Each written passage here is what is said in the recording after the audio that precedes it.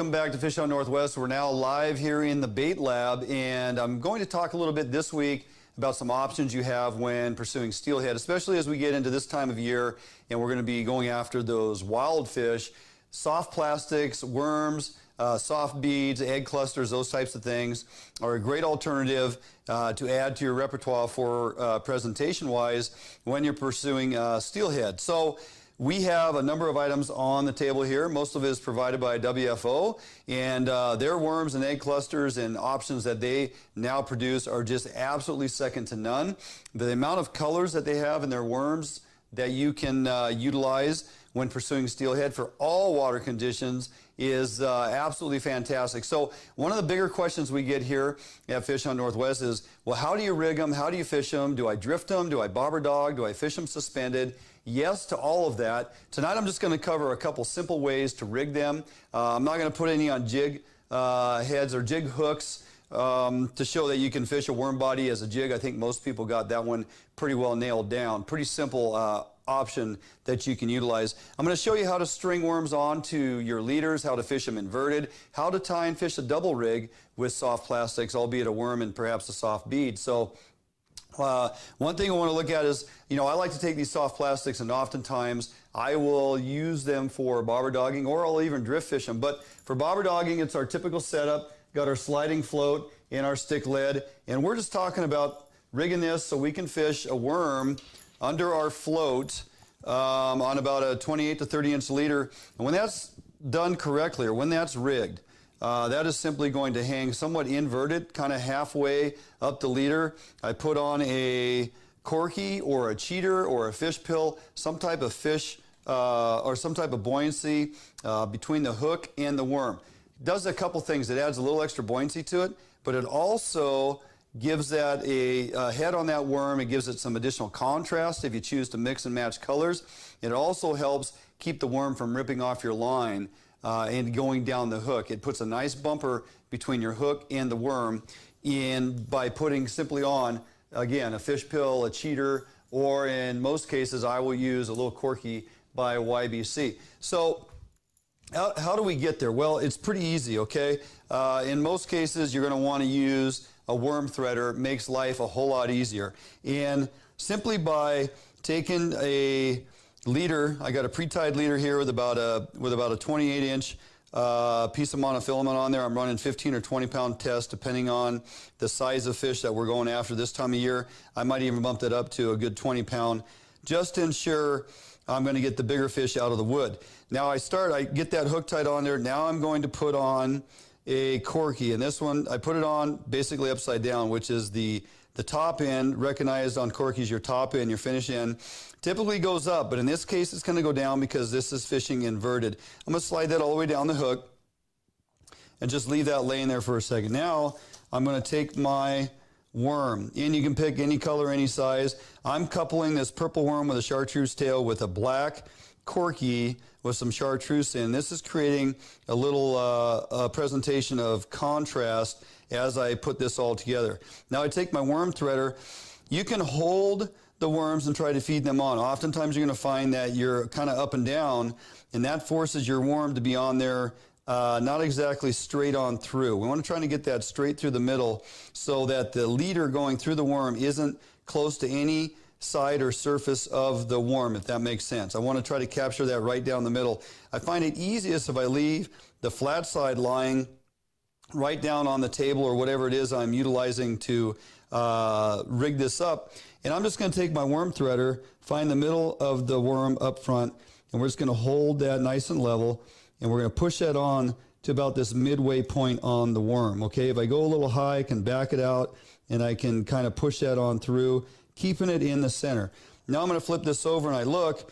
I don't have it close to the surface or pointing off any one side, so I feel pretty good about where that's at.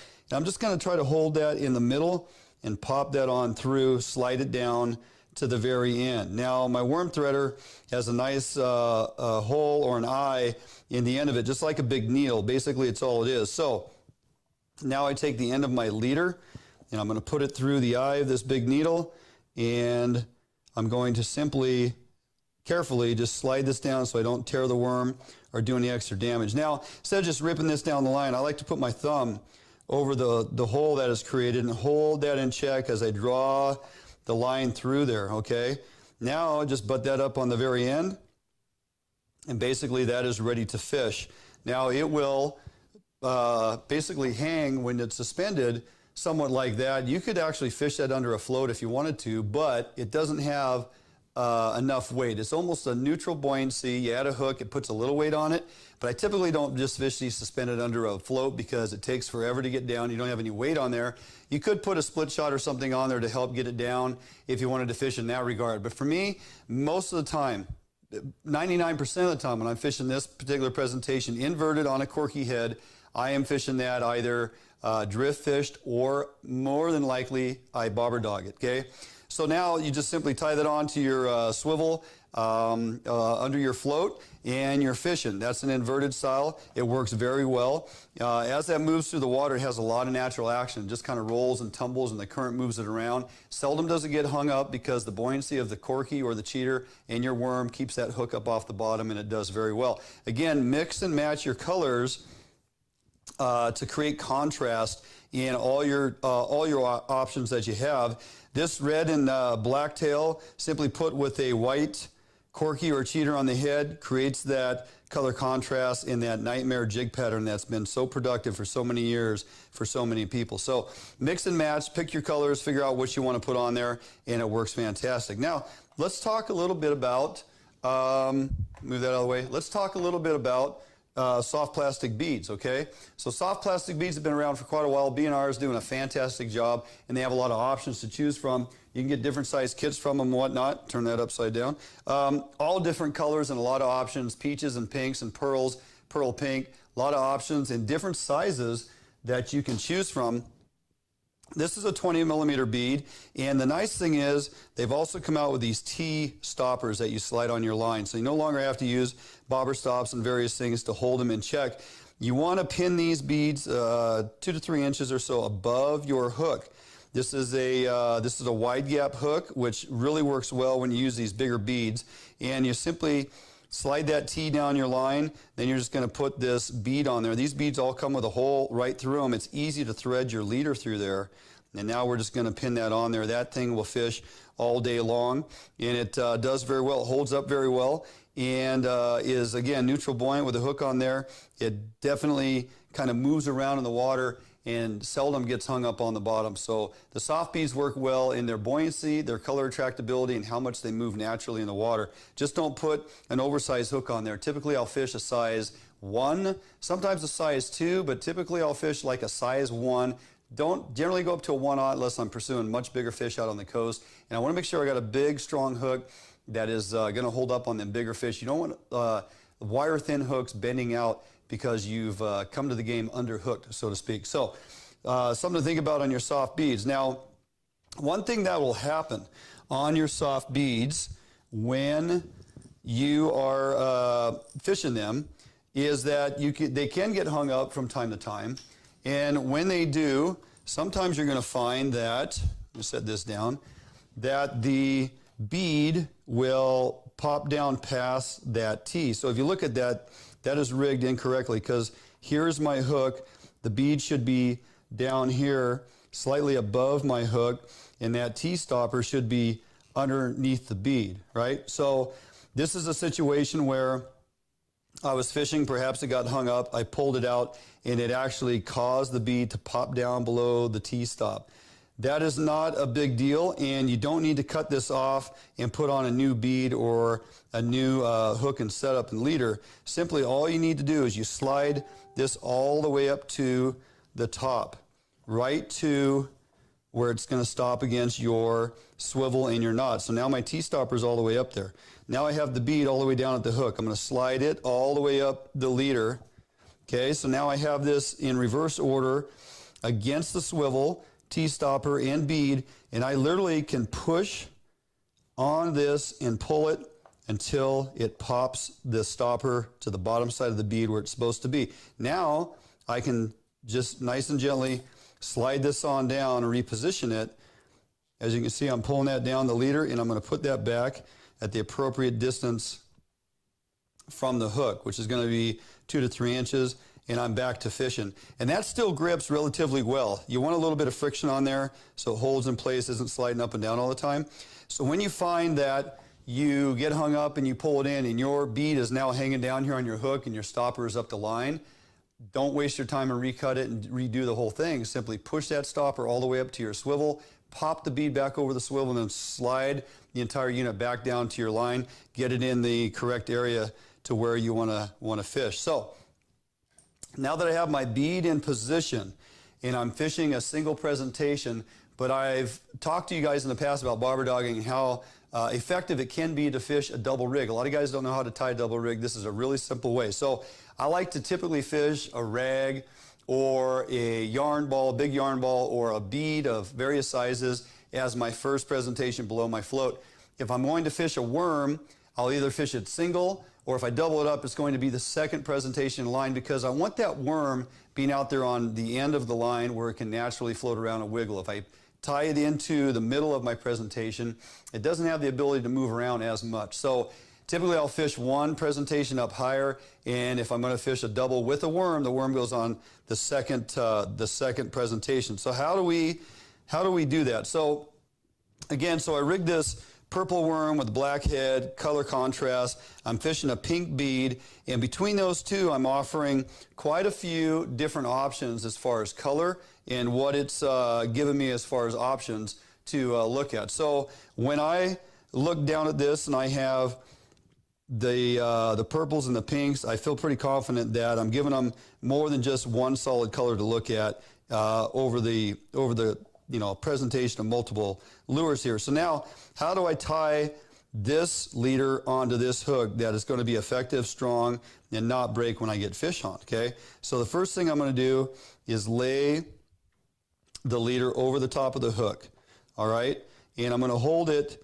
I like to hold it to this side of the hook. So I'm just simply laying it over. Now what I want to do is I'm going to wrap the line around the hook twice. I need 2 wraps on this hook. So there's 1 and there's 2. Now the tricky thing is to keep it on the end here. I'll get my fingers out of the way in a minute. So as that has 2 wraps around, you can see that that I got 2 full wraps around the hook, and it's coming into the hook and going back out the same direction. Now I'm going to simply make 4 little loops in my fingers here. Okay, so here's 1, and you go under and then over. And I'm holding those loops all together there. So I go under and I go over. Under, over again, and number 4, under and over. So now I have 4 loops. Now I'm taking this running in. I'm going underneath the 4 loops. I'm going to pull that through. Now I want to elongate this. Don't pull it into a tight knot right away. Elongate that and then slide it down onto the hook. Okay? Don't use your teeth, use your pliers. Bump that in tight. Snug it up again and trim off your excess. Now I have a second leader onto that hook. That knot is very strong and it holds up very well. If I hook a fish on this hook, it doesn't matter that this other lure or presentation is dangling below it. It does not interfere with that hook getting into a fish's mouth, especially if you're using somewhat of a wide gap hook for your top hook. Remember, this is the first presentation under the float, and it's this bead, okay? Now we've secured a second presentation on there, and as you look at that, you have the bead, you have a hook, you have a second leader, we have our worm. So now I'm casting out there. With my bobber dogging setup, I'm actually throwing 2 presentations. Again, the fly guys have been throwing multiple presentations for years, 2 or 3 in a row on some of their, trout fishing and whatnot. And so anytime I can double up presentation, especially with bobber dogging, soft plastics and whatnot in the water column, I will do that. For me, it's all about creating differences in types of presentation. I'm not going to throw 2 beads. I'm always going to throw like a bead and maybe an egg cluster, or a bead and a worm. If I do throw 2 beads, and it's rare that I would, but they would be different sizes and different colors. Okay, again, we're trying to create that contrast in color, give them options to look at, and so everything just doesn't always look the same. Real quick, as we finish up, something else I want to show you. by WFO is these egg clusters. These work fantastic. Now, this is a 20 millimeter bead by B&R. This is an egg cluster, and WFO puts these at about a 19 millimeter egg cluster. So there's a few things I like to do with these. One, you can fish them separately on their own, just as that. You would string that onto your line with your worm threader, just like you would a worm. You just push that through, and now that is going to go on my leader, and it's going to fish just like a bead. I've tied these up. These are doubles. Basically, I've created more of a larger profile, bigger egg cluster in various colors. And how do we do that? First thing I need to do is take my egg clusters, because they are 6 points, and these will not marry together very well. At least I don't like how they sit, and they separate from time to time when they're on your leader. So I basically like to take these and take one side and snip off one of the points of those eggs, and then I'll do it with this one here, okay? And now I have two flat sides, okay? So that's basically a 5-point cluster, and that's going to end up on the egg or on your leader just like this. And that's pretty simple to do. I will take my pre-tied leader, and the one thing I will put on these to hold them in check, try not to lose my little sequin there. So I put on a rubber bobber stop, if you guys can see that. So that's going to hold it to the pinning location I want those soft plastics to sit. And I put on a little sequence of various colors. You can get these at craft stores. Again, remember, I tell you guys, it's okay to go to the craft store with the wife. Nobody's going to think anything of it. Matter of fact, you probably run into other fishermen and ladies in there who are actually getting stuff to create fishing lures. So a small sequence of various colors to match with your soft plastics is something that you can do. So I put that rubber stop on there, put the sequin on there, and I'm going to slide that down to the top of the leader. Now, I'm going to marry these up. So I'm going to put this one through the bottom side. It comes out through the top flat side that I created.